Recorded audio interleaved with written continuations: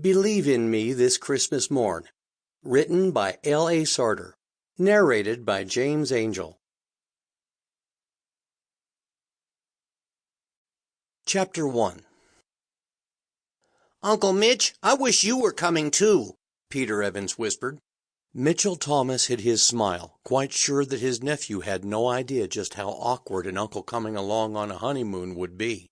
Glancing toward the newly created family waiting for Peter on the curb under the awning at Denver International Airport, Mitch acknowledged the pain that was always present, but more so today.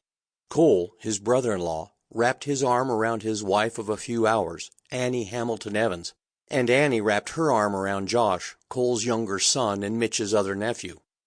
Mitch took a breath and pushed away the feeling of now being a fifth wheel in the family. "How about you bring me home a shell, the prettiest one you can find," he said, not wanting to make Peter feel bad about going to Hawaii.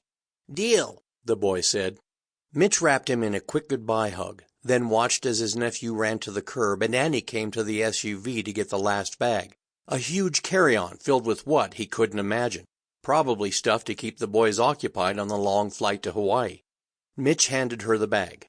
"Thanks for bringing us to the airport," Annie said, hefting the carry-on to her shoulder. "I know today was hard for you, and I was pretty sure you wanted to be anywhere but around us for another hour or so, yet you offered to bring us to the airport." "I had to be here anyway, so it all worked out." Mitch braved Annie's searching look, knowing she was thinking, "Yeah, right, stop fooling around with me." She was a hard woman to fool. "You're getting covered in the white stuff." He forced a smile, trying to keep the conversation light. "Doesn't matter. Did you know that even before the wedding, the boys wondered if you'd be okay today? Josh was pretty darn worried about you, and Peter wanted you to walk me down the aisle instead of him." His two nephews meant everything to him, and to know they were thinking about him at all today made his cheek muscles relax into a genuine smile. "I'm fine, really. Enjoy the islands. It will be a different kind of honeymoon, but I'm glad you're making the boys a part of it. You know Cole and I wouldn't have it any other way. Last night, Pete asked about how my first mom might be feeling about this, and I've got to admit, for once I didn't have an answer that sounded right."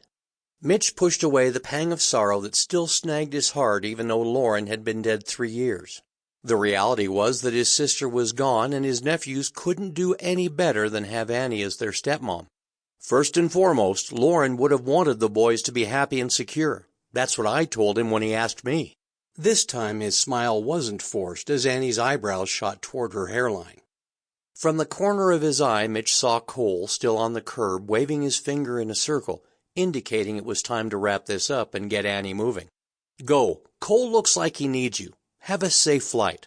"You too. By the way, I think the website contest was a cool idea. The winner is really lucky to get you." Annie stood on her tippy toes and Mitch bent to receive her kiss on the cheek. Then he watched as she hurried to her new family.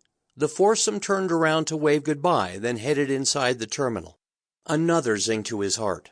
He heard himself sigh and hated how lonely he felt at this moment. Mitch got back into his new Lexus and headed toward the airport's parking lot. He wasn't going to be gone more than a couple of days max, working on the website of his contest winner. So he had picked the close-in parking, figuring the cost wouldn't be outrageous for that short time. And with amazing luck, he got a space on his first time around the maze of the multi-storied parking structure. After entering DIA's terminal, a 2-hour delay greeted him at the departure board, lengthened from the hour he'd seen when he checked the flight status on his phone before leaving Boulder. Mitch didn't want another drink after all the glasses of champagne at the wedding reception, but he didn't want coffee either. So he headed for the ice cream shop in the main terminal, thinking about his nephews and their love of ice cream on any day, in any weather. They took after Lauren. But while they and Lauren loved anything with the word chocolate in it, he was partial to anything with nuts and caramel. Sitting in front of his double-scoop bowl of caramel nut cluster with, in honor of the boys, a healthy dose of hot fudge on top, he dug in. Savoring the mix of flavors, he tried to focus on the website needs of his contest winner before their upcoming meeting. Belle Grantham currently lived in Pagosa Springs, Colorado, and had won his contest. The prize was that he'd create a website for the winner and maintain it for a year. Her nonprofit literacy project, Goal 100% Literacy for Women, was in desperate need of a boost. "Yep," Sample complete. Ready to continue?